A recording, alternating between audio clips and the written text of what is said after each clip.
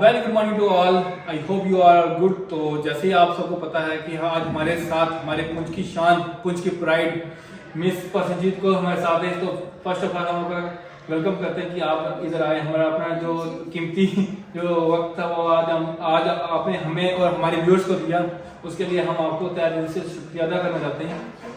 तो first of all आप हमें अपने बारे में बताएं कि आप की जो जर्नी थी वो कैसी रही।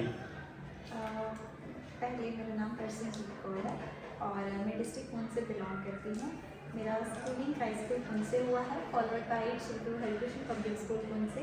मेरी graduation government degree college Poonch से है और मेरी पोस्ट ग्रेजुएशन केमिस्ट्री में यूनिवर्सिटी ऑफ चेन्नई से। Oh that's nice.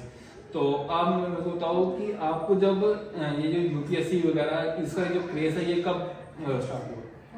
ये इंटरेस्ट पर्टिकुलरली क्लास 9th में आया था। मैंने एक आर्टिकल पढ़ा था about role deputy commissioner in a district और मैं उससे बहुत इन्फ्लुएंस हुई थी। तो मैंने डिसाइड किया था कि मैंने सिविल सर्विसेज को ज्वाइन करना है। अच्छा, आपने तब से ही ये चीज सोच ली थी कि आप इसी फील्ड में आगे जाओगे? जी।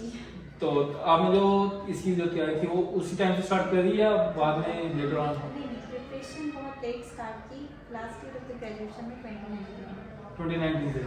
तो आपको मैं बताना चाहता हूँ सारे व्यूअर्स का, इनका फर्स्ट अटेम्प्ट केएएस और आईएएस दोनों ही फर्स्ट अटेम्प्ट में जो है वो क्लियर हुआ था। तो ये बहुत बड़ी बात होती है। और इनका जो ऑल ओवर इंडिया रैंक है ये है 11th, जो अपने में ही बहुत बड़ी बात है। तो हम देखते हैं कि जो ऑल ओवर इंडिया में लोग हैं तो वो उनके लिए इस एग्जाम के लिए बहुत ही ज्यादा जो डिटर्मिनेशन होता है। बट फिर भी जो है ये लोग ये थोड़ा किसी मार्जिन से रह जाते हैं। ये नहीं कि वो मतलब उन्होंने मेहनत नहीं की होती। आप उन लोगों को मैं चाहता हूँ कि आप हमारे चैनल के माध्यम से बताएं कि आप को कौन कौन से जगह जो लूप होल हैं उनके जो है वो कवर कर सकते हैं। सबसे पहले तो मैं ये कहूँगी कि जो भी इस एग्ज़ाम को मतलब प्रीलिम्स में जो बैठता है उसमें बहुत मेहनत चाहिए क्योंकि limited number of the attempts होते हैं। बट कई बार कुछ ऐसी लिमिटेशन हो जाती है जिससे हम एग्ज़ाम को क्रैक नहीं कर पाते। सबसे बड़ी प्रॉब्लम अकॉर्डिंग टू मी ये है कि हम सिलेबस को नहीं समझते हैं और हम वहाँ पर जाकर अपनी प्रिपरेशन स्टार्ट कर लेते हैं। कोई भी जनरल नॉलेज का बुक उठा के उसको पढ़ने लगते हैं। ऐसा नहीं करना चाहिए। एटलीस्ट हमें सिलेबस को अच्छे से अंडरस्टैंड करना चाहिए। सेकेंड थिंग जो मुझे लगता है वो ये है कि बच्चे जैसे किसी पीछे बहुत भागते हैं और वो प्रीवियस ईयर्स पेपर्स को नहीं देखते हैं। जबकि I want to make it very clear, UPSC से दो चीज़ें हमें देती है, एक सिलेबस, एक प्रीवियस ईयर्स पेपर्स। तो हमें उनके ऊपर बहुत फोकस करना चाहिए। तो मैं कहूँगी कि अगर सिलेबस को अच्छे से पहचानें और अगर आप प्रीवियस ईयर्स पेपर्स को देखें और साथ ही साथ अपने रिसोर्सेज को लिमिट करके रिविजन करें, आप सक्सेसफुल जरूर होंगे। यूपीएससी पेपर में जो एक सबसे मेन जो इम्पोर्टेंट रोल जो अदा करता है वो होता है ऑप्शन सब्जेक्ट। तो आपका क्या ऑप्शन सब्जेक्ट था वो उसके बारे में थोड़ा डिटेल में बता दें। मैंने अपना ऑप्शनल सब्जेक्ट जोलॉजी किया था और इसके पीछे के बहुत से रीजन थे। पहला रीज़न तो ये था कि जोलॉजी में ग्रेजुएशन का एक अच्छा सब्जेक्ट रहा है और मुझे इसके ऊपर अच्छी कमांड थी। सेकेंड चीज़ ये थी कि जब हम स्टडी मटेरियल को कंपेयर कर रहे थे, मैं अपनी केमिस्ट्री को भी कंपेयर कर रही थी। मुझे केमिस्ट्री के लिए इतना मटेरियल नहीं मिल रहा था बट जोलॉजी के लिए plenty of the material available था और मोरेओवर मेरे टीचर्स का भी गाइडेंस था कि जोलॉजी एक अच्छा ऑप्शन होता है। तो इन रीजन के कारण मैंने जोलॉजी को उठाया था। ओके, अब आप लोगों को ये बताएं कि जो जोलॉजी आपने चूज किया, इसका जो स्टडी मटेरियल था उसको आपने, जैसे हम आपके व्यूअर्स को बताना चाहते हैं, इन्होंने कोई कोचिंग वगैरह कुछ नहीं किया, सेल्फ स्टडी करके तो इन्होंने 11th रैंक जो है हासिल किया। तो आप मेरे को ये बताएं जो आप जब अपने ऑप्शन सब्जेक्ट के लिए तैयारी करी थी, बाकी जो मेन सब्जेक्ट्स होते हैं उनके लिए बुक्स अवेलेबल है, बट हर एक पर्टिकुलर जो सब्जेक्ट जो ऑप्शन सब्जेक्ट होता है उसके लिए जो होता है वो मटेरियल नहीं अवेलेबल होता है। तो उसको कैसे आपने कलेक्ट करा? ऑप्शनल के लिए सबसे पहले तो मैंने अपने ग्रेजुएशन का मटेरियल चुना क्योंकि वो एक स्टैंडर्ड मटेरियल था और बहुत अच्छा रेफरेंस मटेरियल था। इसके बाद कुछ ऑनलाइन वेबसाइट्स होती हैं जैसे iasology.com या स्टेटमेंट स्कोर और एक 2018 की हमारे पास जोलॉजी से ही टॉपर है काजल जागरण है, उनकी नोट्स भी ऑनलाइन अवेलेबल है। तो मैंने इन सोर्सेज को इस्तेमाल किया। अच्छा, ये इजी अवेलेबल हो जाते हैं इंटरनेट पे, ये फ्री ऑफ कॉस्ट? जी हाँ, बिल्कुल। क्योंकि आजकल हम देखते हैं कि बहुत सारे जो साइट्स हैं उधर पैसे लेके तो वो नोट्स प्रोवाइड करते हैं, तो it is free of cost. ये भी एक इम्पोर्टेंट सोर्स है कि आप उधर जाके इजीली जो अवेल कर सकते हैं नोट्स को। आप कह रहे थे आपने प्री मेंस और इंटरव्यू के बारे में, आप उसके बारे में थोड़ा सा और बता रहे हैं अच्छे से एलेबोरेट करके। प्रीलिम्स और मेंस की अगर मैं मैं बात करती हूँ तो इनके लिए सबसे पहले तो आपको NCERTs पढ़नी होती है क्योंकि वो आपकी फाउंडेशन क्रिएट करने में मदद करती हैं। इसके बाद जो भी स्टैंडर्ड बुक्स होती हैं जो कि हर एक UPSC पेरेंट को मालूम होती है, जैसे चाहे M लक्ष्मीकांत सर की टेक्स्ट बुक हो गई, नितिन सिंघानिया सर का बुक हो गया, उन सब 7-8 स्टैंडर्ड बुक्स को पढ़ना होता है। Apart from that current affairs का नॉलेज आपके पास होना चाहिए।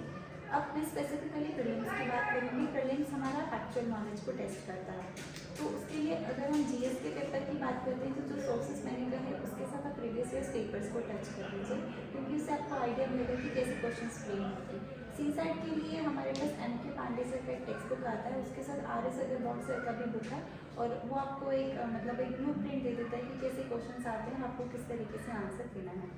सो far as mains is considered, apart from जो इन सोर्सेज से आपको जो भी मटेरियल मिले, जो भी रिमेनिंग टॉपिक्स होंगे, मैं एडवाइस करूँगी कि आप उन टॉपिक्स को गूगल करके 1 A4 साइज़ के जो है वो नोट्स बना लें, 1 A4 साइज़ की समरी बना लें शीट पे और उसके बाद उसको बार बार आप रिवाइज करें।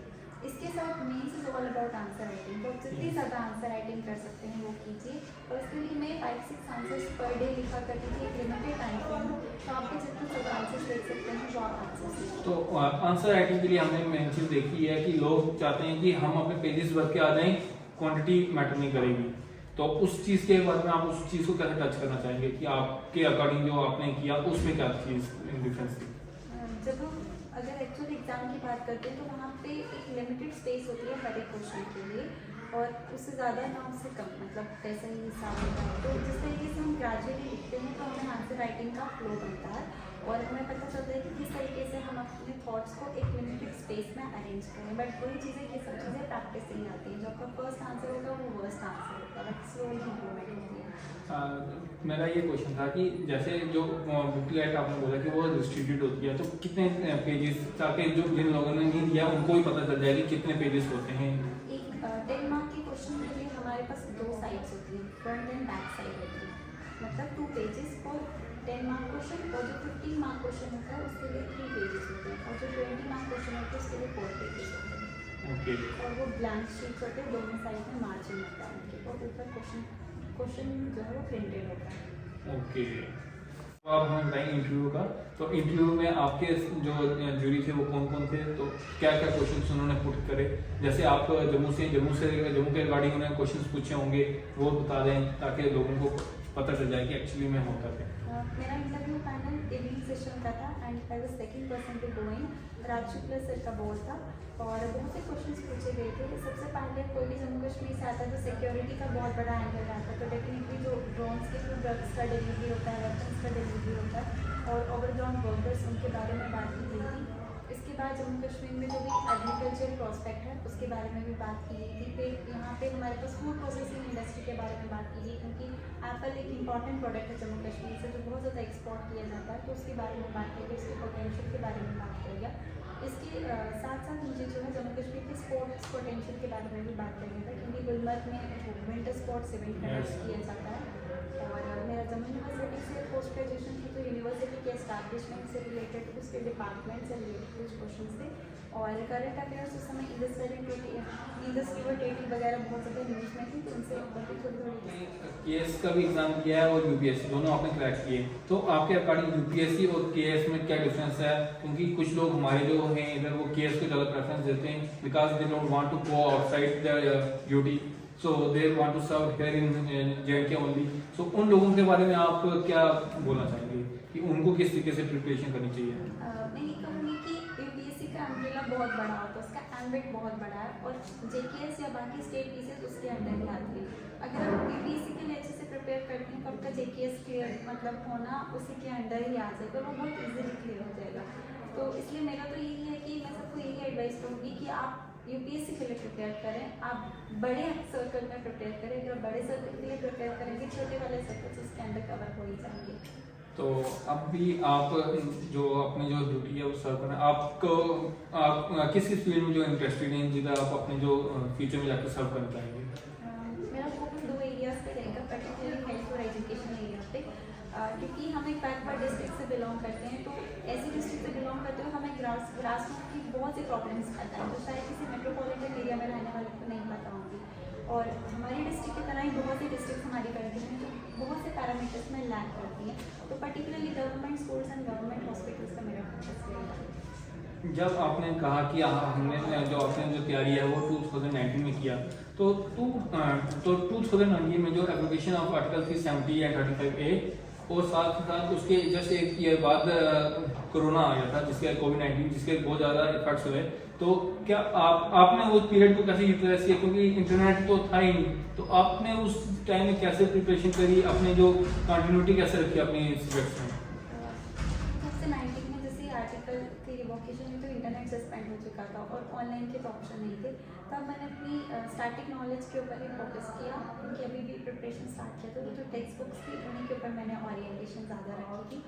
और जब कोविड की बात थी तो आई वुड से कि Covid was a type of blessing for me in disguise, क्योंकि उस टाइम हम कॉलेज के प्रेशर से थोड़ा रिलीव हो गए थे, क्लासेस सस्पेंड हो गई थी 4-5 मंथ्स के लिए, तो उस समय को मैंने अपनी प्रिपरेशन में बहुत इस्तेमाल किया। तो एक नॉर्मल एस्पिरेंट को पढ़ने के लिए कितने और आपको कितने चाहिए थे, तो बाकी आप क्या बोलोगे कि आगे जो जनरेशन है उनको कितनी चीज़ें चाहिए? कितने आर्ट्स देने के लिए पर्सन टू पर्सन वेरी करता है। कुछ लोग 15-16 घंटे की सेटिंग कर लेते हैं और कुछ को 2-3 घंटे भी नहीं लगते। तो मैं ये कहूँगी कि आप बेसिक कंसिस्टेंसी डिमांड करती है। इनिशियल स्टेजेस में अगर आप 3-4 आवर्स भी पर डे देते हैं तो दैट इज़ इनफ, बट वो ये कि 3-4 घंटे भी रेगुलर होने चाहिए। स्लोली आपने अपना जो वो स्टैमिना है वो इंक्रीज करना है 7-8-10 आवर्स तक, इस तरीके से। Okay, that's nice. आप मुझको ये बताएं कि जो आप कितनी आवर्स पढ़ते थे, सोने का कैसे होता था, आपका एक पूरा दिन का जो डेली रूटीन होता था वो कैसे होता था? जबकि मेरे साथ में मास्टर्स था तो 9 to 5 तो यूनिवर्सिटी हुआ करती थी, उसमें तो हम कुछ और सोच नहीं सकते थे। तो यूजुअली ये होता था कि सिविल सर्विसेज के लिए 6 to 7 आवर्स डेली देने होते थे, क्योंकि मुझे जितना यहाँ पे होता था उतना ही केमिस्ट्री को भी देना पड़ता था। तो इक्वेट करने के लिए 6 to 7 आवर्स मॉर्निंग और इवनिंग की शिफ्ट में ब्रेकअप हो जाता था। यूनिवर्सिटी के अंदर जो लाइब्रेरी थी वो यूजफुल रही आपके लिए? जी डेफिनेटली, जो बेंगलुरु सेंट्रल लाइब्रेरी है हमारी यूनिवर्सिटी की, वो बहुत ज़्यादा हेल्पफुल रही। मैं भी वहाँ पे ऑफ द क्लासेस, जैसे क्लास आवर्स खत्म होती थी, मैं भी वहीं पर चली जाती थी। वहाँ का एटमॉस्फेयर ही ऐसा है कि आप जितने भी थकान में हो या जो भी हो, आपको सिर्फ पढ़ाई करने का ही मन करता है, क्योंकि वहाँ पे सब एस्पिरेंट जो है सिविल सर्विसेज की प्रिपरेशन किया करते थे शाम को, तो मेरे लिए बहुत हेल्पफुल रहा। तो इस पूरे आईएएस की जर्नी के लिए आपके जो पेरेंट्स थे, जो आपके फैमिली मेम्बर्स थे, उनका क्या रोल रहा और कैसे उन्होंने आपको मोटिवेट किया, कैसे आपका सपोर्ट किया, उसके बारे में थोड़ा बता दें आप। किसी की भी सक्सेस उसकी अकेले की नहीं होती है, बहुत से लोग उसमें जुड़े होते हैं, और सिमिलर मेरा केस भी था। अगर पेरेंट्स और फैमिली की बात की जाए तो बहुत financially as well as emotionally उन्होंने बहुत ज़्यादा सपोर्ट किया, क्योंकि ये जर्नी बहुत लंबी होती है, बहुत समय मैं अपनी मथार देती हूँ, लेकिन वो एक मतलब एक सपोर्ट, एक पुश की तरह हमेशा काम करते थे। सो उसी का रिजल्ट है कि आज हमारे सामने आईएएस परसनजीत कौर हमारे साथ बैठे हुए हैं। बहुत बहुत शुक्रिया आपका, थैंक यू सो मच, आपने हमारे लिए टाइम निकाला। Thank you so much. Hold up.